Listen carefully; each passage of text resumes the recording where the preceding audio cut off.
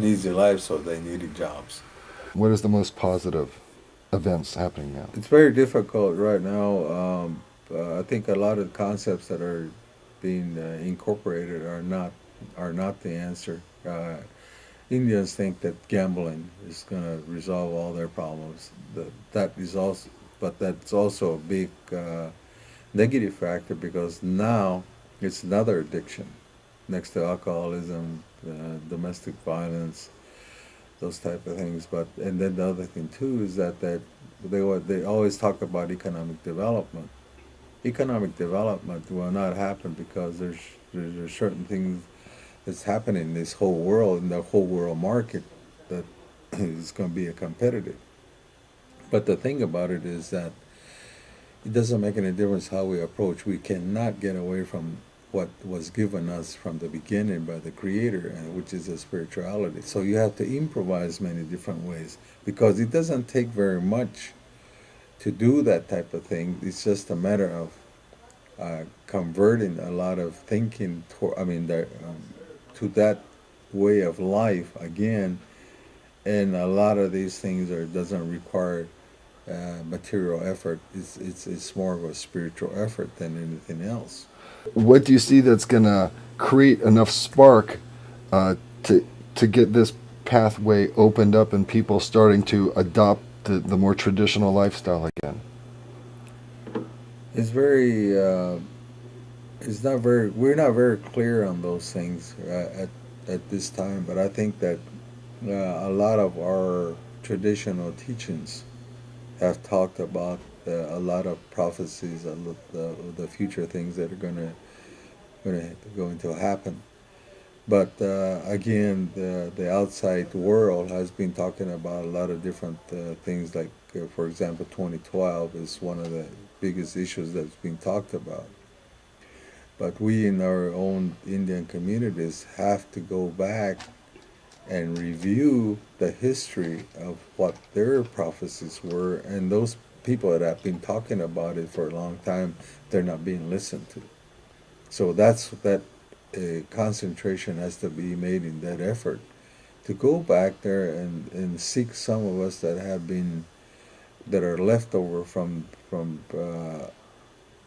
the ones that have gone, to start looking and piecing together some of the history, some of the things that they talked about. A lot of our tribes still have that background. The only thing is that nobody's really asked them, and but the how to do it has not been talked about. Our governments, in many cases, our individual tribal governments, are so immersed in the way of the rest of the government of this United States that we have gotten away from that. So we have to go back there and talk with the governing bodies of our tribes and to sit down with the spiritual group side of it and make some effort to do these things. And it's for the benefit of the younger generations that will carry on this effort. Can you name one or two of the other elders, either in Zuni or in some of the other Pueblo tribes that you have a great deal of admiration and respect for? Well, I can name them, but that's not our way. But I do know that there's a lot of people among the Pueblos, my age or even older, that are there, and we're very concerned. But we have a common approach to a lot of these things. But so I think that that's going to be our next effort, is to all get together. But again, we have to make time. And coming from different languages, different cultures, but the underlying spirituality is basically the same. So, and the people that I'm talking about are like me. They are educated in both the white man's world and in the Indian world. So that I think this is a new group that has to be looked into, and from this point on, because again we're the survivors of past generations, and so this is why we have to look at each other for consultation and direction. and it has to happen like that. There's no way around it at this time because we're losing it real fast. What you know of the Pueblo's cosmology and spirituality be shared with the rest of us who are outside of your culture that can help us in our search for greater spirituality. As far as the people themselves in their communities, they're being taught this every day, or at least for ritual and the spirituality. They're being taught. The only thing that has not really been uh, given thorough information is the why part of it. So that has to be perhaps taken care of by the young people themselves to actually do a lot of research on that. By research, I mean that you say, why are we doing these things? What's the purpose of doing these things? A lot of your younger people, they can go out there and go through the rituals, but a lot of them don't really understand what it is. It's nice to go out there and perform these ceremonies, but why are you doing this?